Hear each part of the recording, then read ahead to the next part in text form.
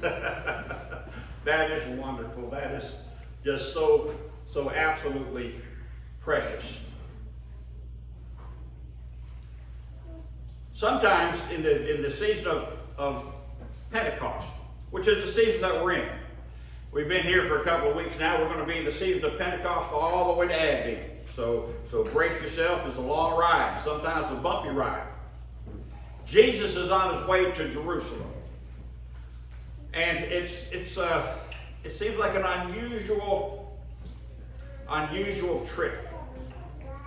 He's confronted with many things. We're in chapter 9 of the book of Luke, and a lot of things are happening in chapter 9. We're going to take a look at those things. But I was reminded when I was looking at this of John Calvin. Calvin was a Protestant reformer that lived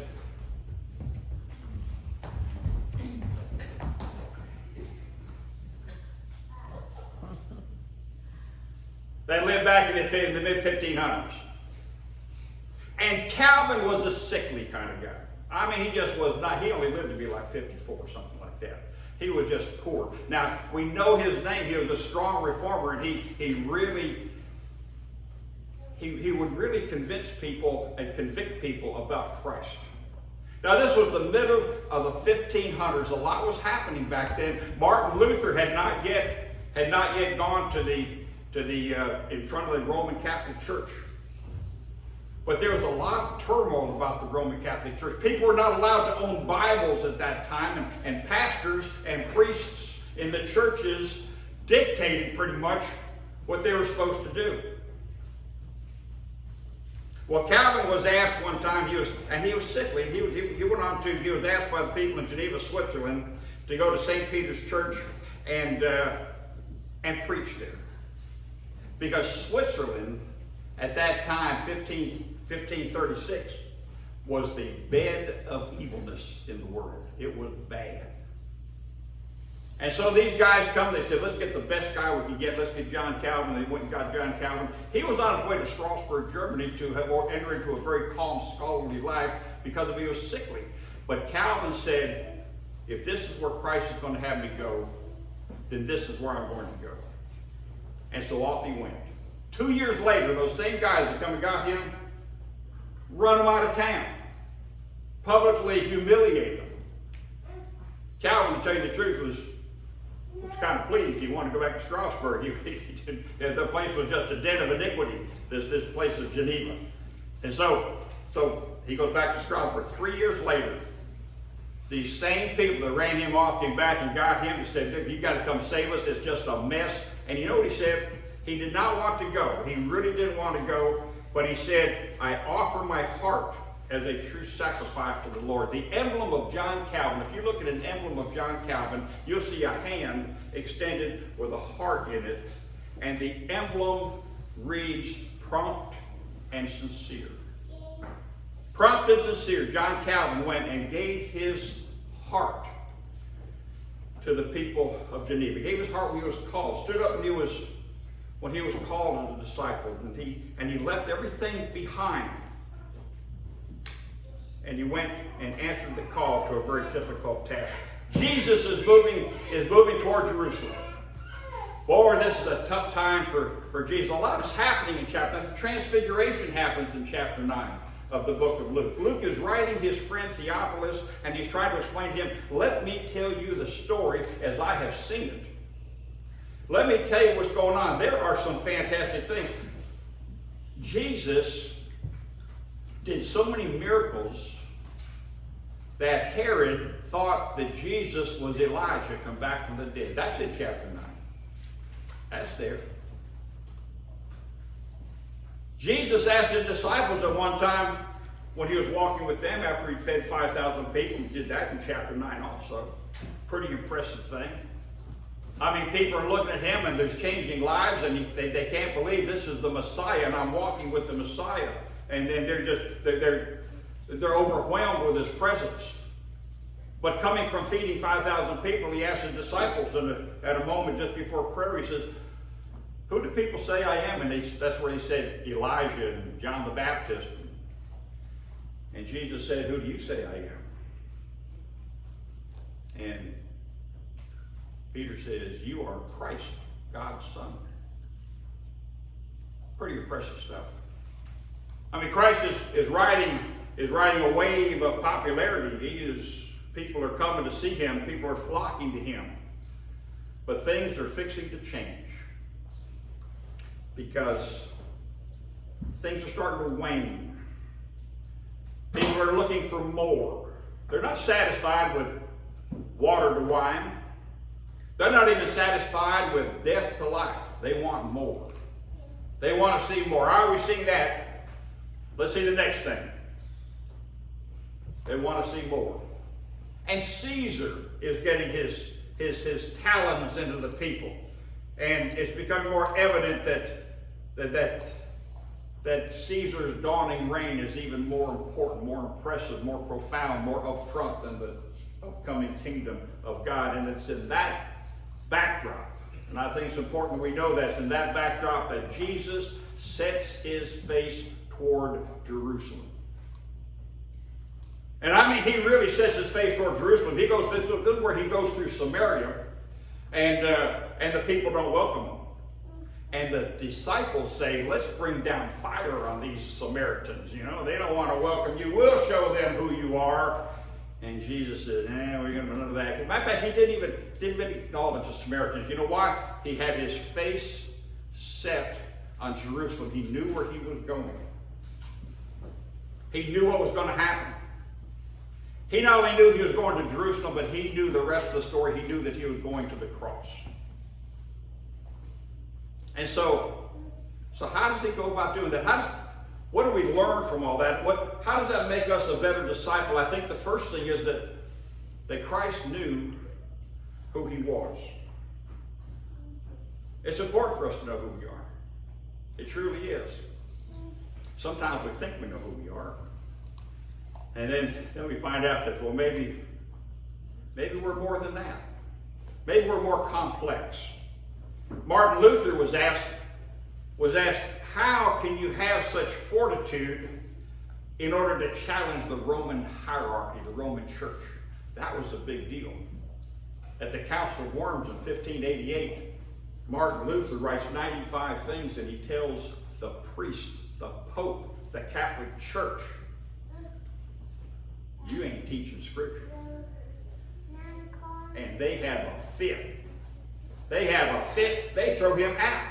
They excommunicate Martin Luther.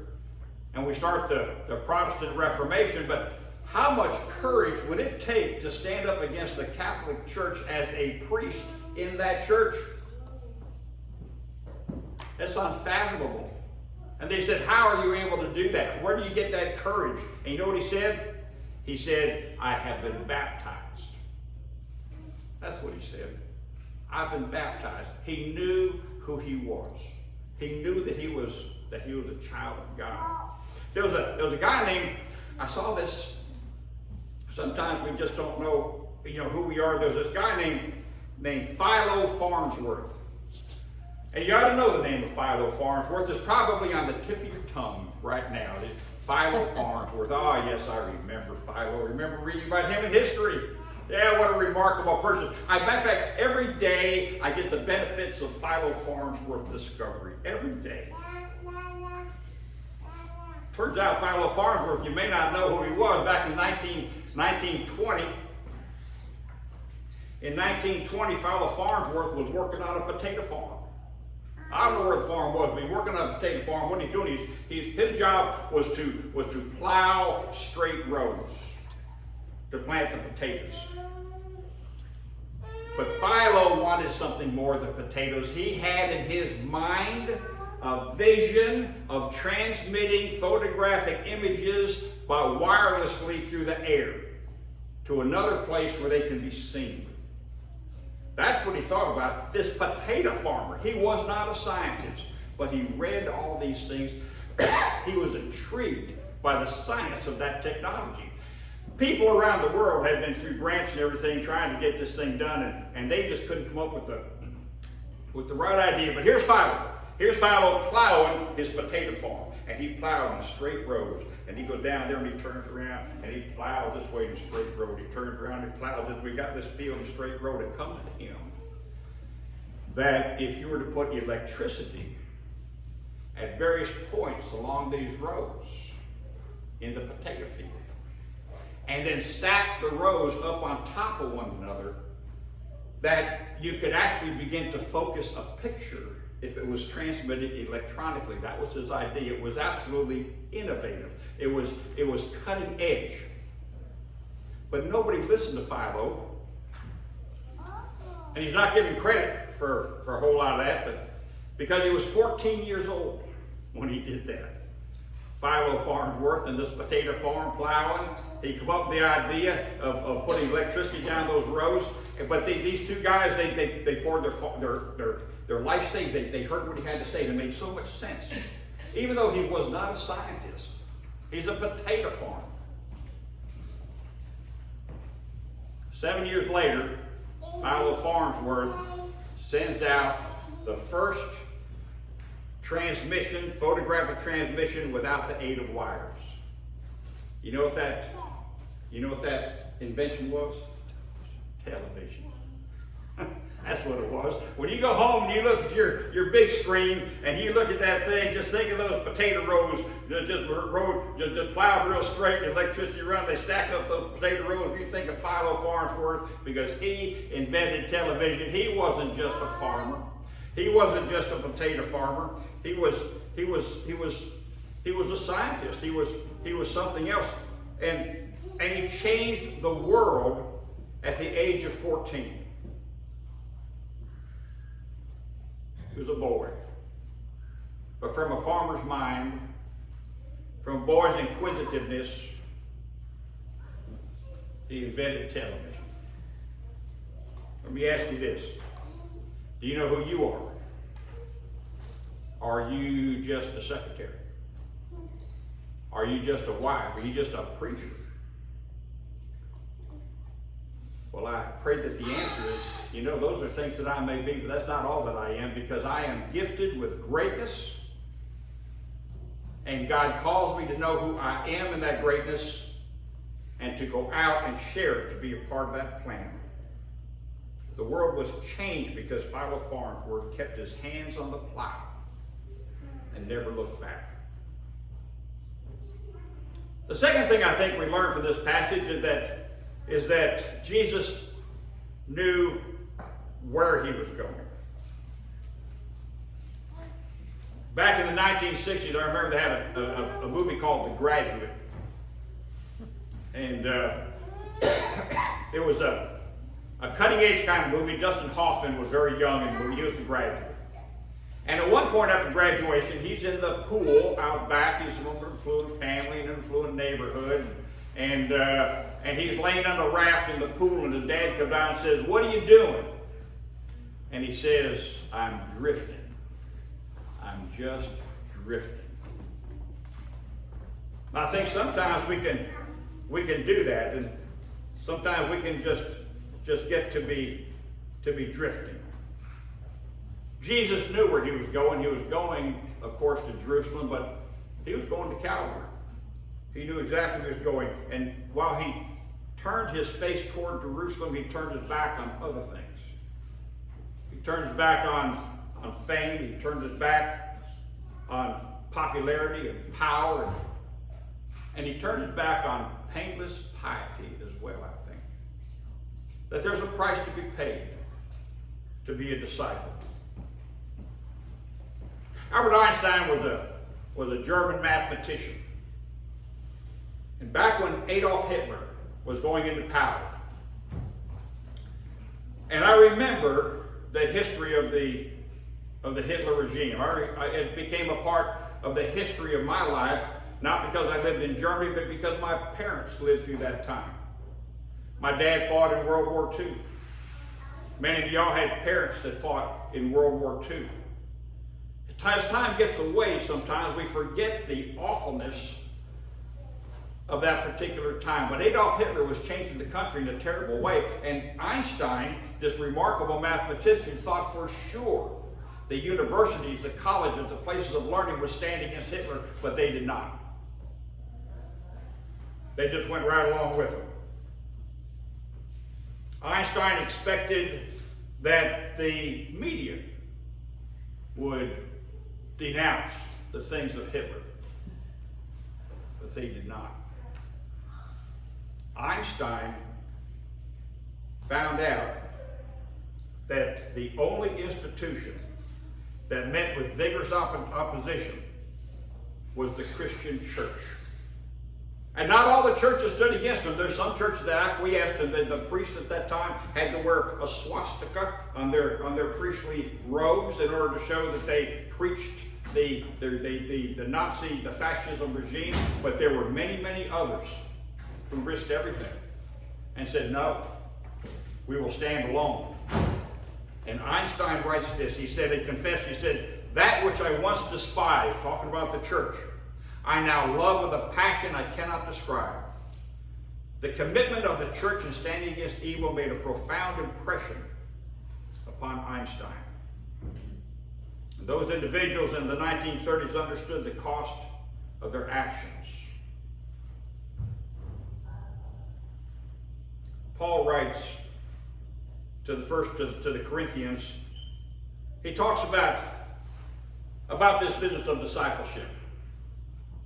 Because sometimes I think that we can get lost in the idea that if we are good enough, that only good things will happen to us. I mean, surely God is looking down and seeing me being nice. And he's going to reward me.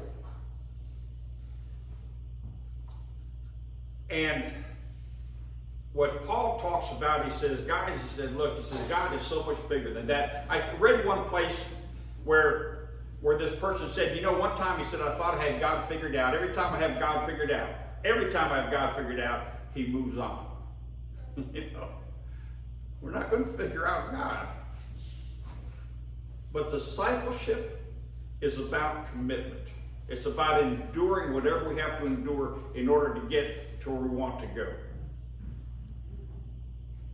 Paul said, writing to Christians, he said, 5 times I have received at the hands of the Jews the 40 lashes less 1.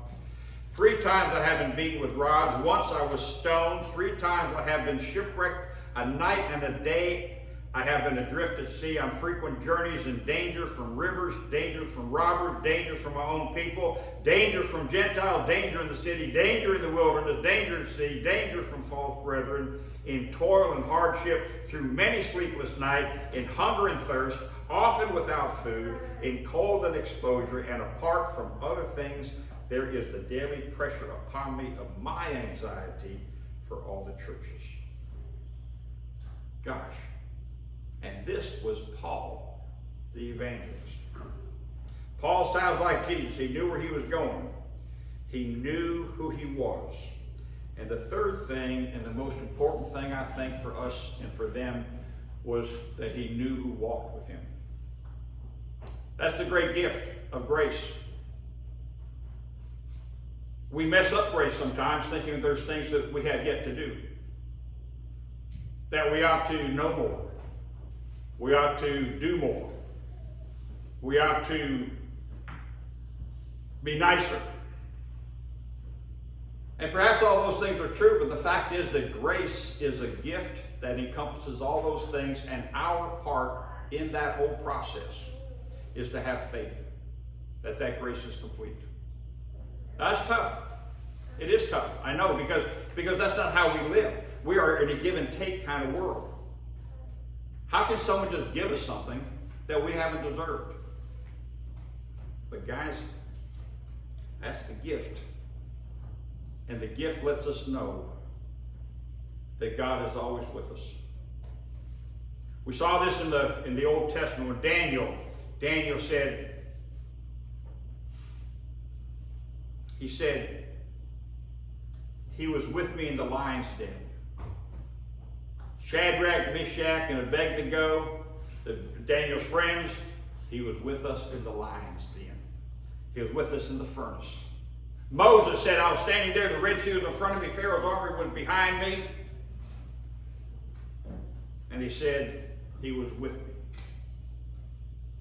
And David joins in and he says, great is the Lord God of Israel. His mercy endures forever. Wherever you go, God goes with you. Jesus is on his way to Jerusalem. At the end of the chapter 9, we meet three fellows that want to be disciples. And this is sometimes misunderstood, but Jesus often talks in hyperboles and exaggerations, and we have some of that here. When the first one says, he says, on his way he meets three men who wish to follow him, and he warns them that it will cost them dearly. And he warns us that it will cost us dearly as well. The one says, I want to go back and say goodbye to my family. I want to go back and bury my father.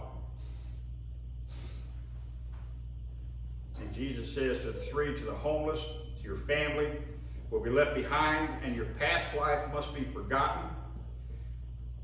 The three who were once so certain that they wanted to follow Jesus now hesitated. And we have a picture here. The story is about commitment or the lack of it. It is about Jesus setting his face and three men turning their heads. Discipleship is tough.